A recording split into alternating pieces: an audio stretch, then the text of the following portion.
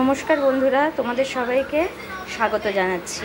এই দেখো আজকে কি রান্না করেছি। আজকে তো শনিবার, আজকে নিরামিষ, তাই গরম গরম ভাত করেছি।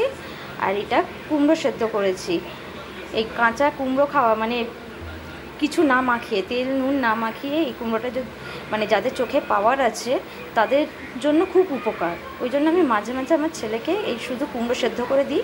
ও ভাত দিয়ে খায়, সামান্য একটু ভাত দিয়ে খায়, ওর আসলে অভ্যেস হয়ে গেছে। আপনারাও খাওয়াবেন, এটা চোখের পক্ষে খুব উপকার।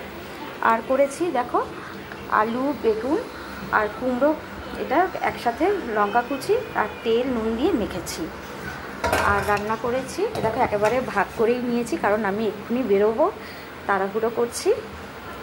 এটা করেছি তোমার আলু, কচু আর সয়াবিন দিয়ে একটা ডালনা করেছি, জিরে বাটা আদা বাটা দিয়ে। আর নামানোর সময় একটু ঘি গরম মশলা দিয়ে নামিয়েছি। আজকের মেনু এই পর্যন্তই।